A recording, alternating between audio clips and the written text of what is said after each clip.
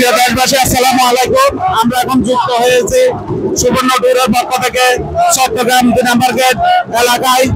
এই 2 নম্বর গেটে এই স্বৈরাচারী হাসিনা গত কয়েকদিন আগে আমার ছাত্র ভাইদের রক্ত জড়িয়েছিল।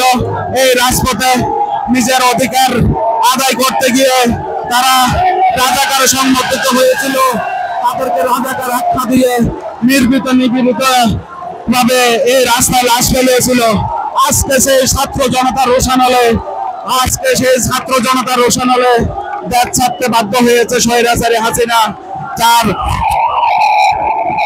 দীর্ঘ ক্ষমতা, দীর্ঘদিনের শোষণ মানুষকে এমন ভাবে ফুসে তুলেছে যা আজ মানুষ গুলিকেও ভয় করে না। সেই আজকে সারা দেশে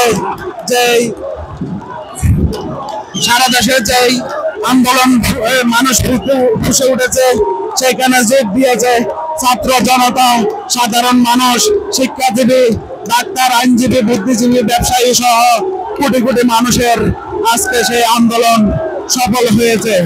স্বাধীনতা দেখিনি আমি 1971 দেখিনি, 1951 দেখিনি আমি, 1990-এর স্বৈরশাসক দেখিনি।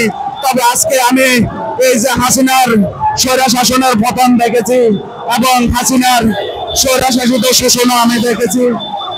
ইতিমধ্যে আমরা দেখতে পাচ্ছি যে মানুষ যেভাবে রাস্তায় খুবই ভুসে উঠেছে। ধন্যবাদ জানাই সাধারণ মানুষকে। আজকে একটি কথা আমরা দেখতে পাচ্ছি, এখানে অ্যাম্বুলেন্সের ভিতরে রোগী নিয়ে যাচ্ছে। শত শত উল্লাসের ভিতরে মানুষ অ্যাম্বুলেন্সকে সাইড করে দিচ্ছে, কারণ এটাই বাংলাদেশ। এইরকম বাংলাদেশে আমাদের আশাই ছিল, এইরকম বাংলাদেশে আমাদের কাম্য।